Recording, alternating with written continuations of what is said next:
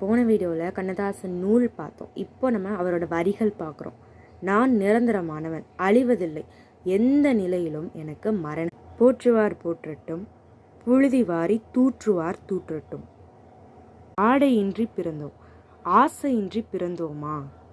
இதுவும் கண்ணதாசன் தான். சாவே உனக்கு ஒரு நாள் சாவு வந்து சேராதோ? இதுவும் கண்ணதாசன் தான்.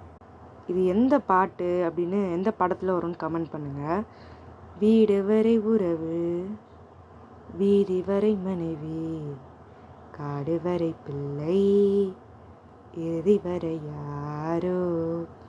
எப்படி மனசில் பதிஞ்சிருக்கு. பரவாயில்ல, நம்ம 2Kயாக இருந்தாலும் இதெல்லாம் தெரியுது. பெருமையாக ஃபீல் பண்ணுறேன்டா. அடுத்து, உண்மையை சொல்லி நன்மையை செய்தால் உலகம் உன்னிடம் மயங்கும், நிலை உயரும் போதும் பணிவு கொண்டால் உயிர்கள் உன்னை வணங்கும். இதுவும் சினிமா பாட்டு தான், எனக்கே தெரியுது, உங்களுக்கு கண்டிப்பாக தெரியும். கமெண்ட் பண்ணுங்கள் இது என்ன சினிமா அப்படின்னு. அடுத்து, காலை மணி யோசை களத்து மணி நெல்லோசை. இந்த வரிகள் எல்லாமே கண்ணதாசன் தான். அடுத்ததில் நம்ம கண்ணதாசன் இதழ் தான் பார்க்க போகிறோம். இப்படியே முடிச்சிட்டோம் அப்படின்னா சின்ன சின்ன ஷார்ட்ஸ் தான், 1 நிமிஷம் 2 நிமிஷம் இப்படி தான் இருக்கும். முடிச்சிட்டோம் அப்படின்னா நமக்கு ஒரு பர்சனாலிட்டி முடிஞ்சுக்கிட்டே வந்துடும். அடுத்து நம்ம தமிழில் கிராமருக்கு போயிடலாம். இந்த வீடியோ நல்லா இருந்ததுன்னா சப்ஸ்கிரைப் பண்ணுங்கள், லைக் பண்ணுங்கள். கொஞ்சம் எனக்கு சப்போர்ட்டிவாக இருக்கும். சப்போர்ட்டிவ்னால் என்ன, கொஞ்சம் 5 மணிக்கு எழுந்திரிச்சு வீடியோ போடுவேன். படித்ததை கொஞ்சம் வீடியோ போட்டேன். கொஞ்சம் வாழ்க்கையில் உருப்படியான வேலையை பார்ப்பேன்.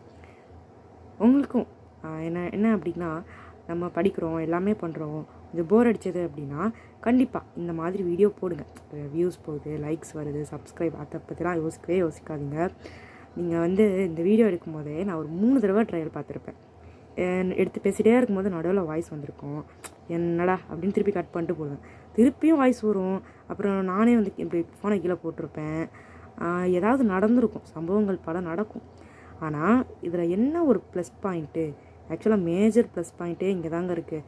என்னென்னா, நான் ஒரு 2-3 தடவைக்கு மேலேயே திருப்பி இதை சொல்கிறேன்னா என்னாலே ஆச்சரியமாக இருக்குது. முன்னாடிலாம் நான் ஒரு 100 விஷயம் படிப்பேன், 100ல் 10 விஷயந்தான் நினைவு இருக்குதுன்னு வச்சுக்கோங்களேன்.